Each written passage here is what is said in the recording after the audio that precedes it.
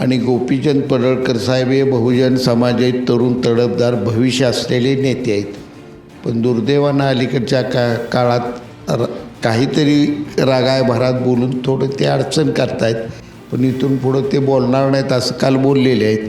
आणि मला खात्री आहे की पडळकर इथून पुढं असं बोलणार नाही. टीका केली गोपीचंद पडळकरनं, त्यावर बरीच चर्चा चालू आहे. काय वाटते? आणि संजय राऊतांनी जी वापरली त्याच्यावर शिवसेनेचे आमदार त्यांनी थेट त्यांना धमकी दिली. वसंतदादा पाटील आणि राजाराम पाटील यांची घरं ही घरं नसून जनतेची मंदिरं आहेत. त्या घरावर शक्यतो कुणी काय बोलू नये. आणि गोपीचंद पडळकर साहेब हे बहुजन समाजात तरुण तडफदार भविष्य असलेले नेते आहेत. पण दुर्दैवानं अलीकडच्या काळात काहीतरी रागाय भरात बोलून थोडं ते अडचण करतायत. पण इथून पुढं ते बोलणार नाहीत असं काल बोललेले आहेत. आणि मला खात्री आहे की पडळकर इथून पुढं असं बोलणार नाहीत. रोहित पवारांनी ह्याच्या आधी पोलिसांना धमकी दिली होती. काल आता एका अधिकाऱ्याने धमकी दिली, मी जास्त करू नको वगैरे. जी भाषा आहे त्याच्यावर बरीच टीका होती. अंजली दमाने यांनी सुद्धा ट्विट केले. शासन चालवत असताना प्रशासन हे अतिशय महत्त्वाचं आहे. प्रशासनाच्या कोणत्याही प्रशासक अधिकाऱ्यावर शासकीय कुठल्याही लोकप्रतिनिधी बोलू नये. प्रशासन जर कोलमडलं तर शासन कोलमडतं, कामकाज कोलमडतं. रोहित पवारांना संदीप पवारसाहेबांनी चांगली दिलेली आहे. त्यांच्या आशीर्वादानं आपलं राजकारण त्यांचं चांगलं चाललं आहे. त्यांनी शक्यतो पुढं जास्त बोलून पवार घराण्याची जी काय प्रतिमा आहे ती डागाळू नये. रोहित पवारांच्यातनं कळत नकळत पवारसाहेबांच्या प्रतिमेला डाग लागतो आहे असं मला वाटतं. मोरे जे आमदार आहेत शिवसेनेचे, त्यांनी थेट धमकी दिली संजय राऊत यांना.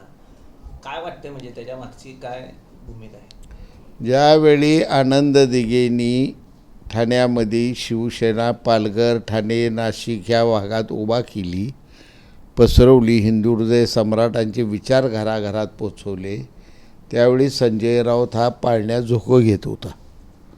ती बाळ होतं.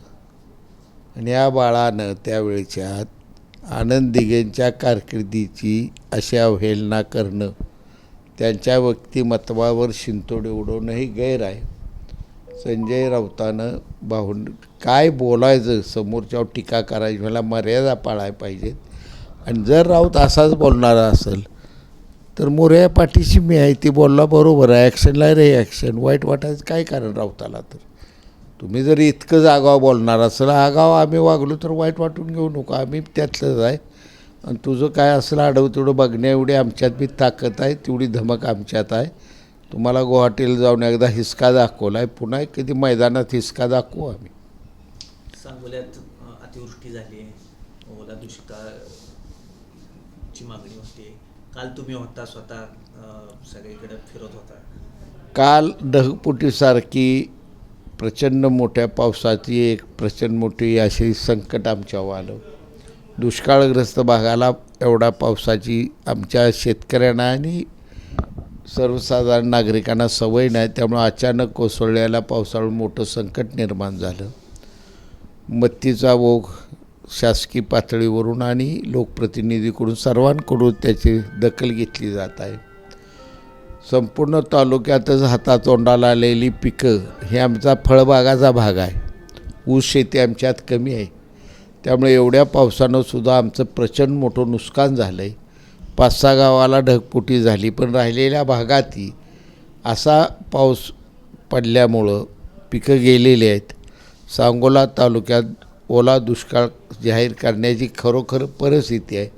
आणि मी आमचे नेते आदरणीय शिंदे साहेबांना मागणी करणार आहे आणि राज्याचे मुख्यमंत्री फडणवीस साहेबांकडे आग्रहानं ओला दुष्काळ सांगोला जाहीर करायला मागणी करणार आहे. तुम्ही स्वतः जाणार? मी स्वतः जाणार आहे.